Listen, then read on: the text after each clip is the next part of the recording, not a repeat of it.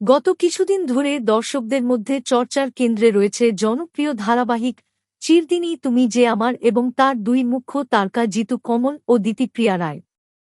গুঞ্জন উঠেছিল শুটিং সেটে নাকি চলছে ঠান্ডা লড়াই, একে অপরের সঙ্গে কথা বলা তো দূরের কথা, নাকি আলাদা ঘরেই থাকছেন দুজন। তবে সেই সব জল্পনায় জল ঢেলে দিলেন তাঁরাই।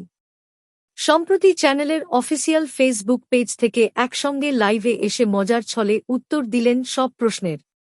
খোলামনে জানালেন আদৌ কোনো মনোমালিন্য নেই তাঁদের মধ্যে। লাইভে প্রথমেই জিতু দর্শকদের উদ্দেশ্যে বলেন, আমাদের দেখতে কেমন লাগছে। এরপর জানান বিশেষ পর্বের শুটিং চলেছে রাত ৩টে পর্যন্ত।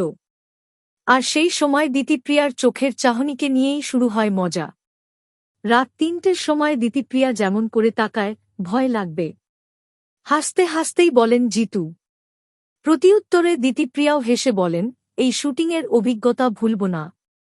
আর জিতু বলেন, আর্য যেমন অপর্ণাকে ভালোবাসে, আমি তেমন দিতিপ্রিয়াকে সম্মান করি।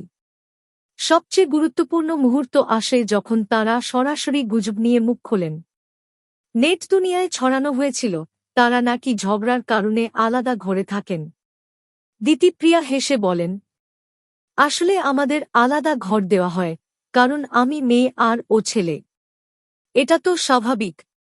আর জিতু যোগ করেন, আমরা কেন এক ঘরে থাকব?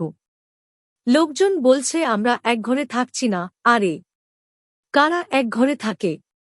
স্পষ্ট বললে, চিরদিনই তুমি যে আমারের পর্দার রসায়নের বাইরেও বাস্তবে তাদের মধ্যে আছে বন্ধুত্ব, হাসিমজা আর পারস্পরিক সম্মান।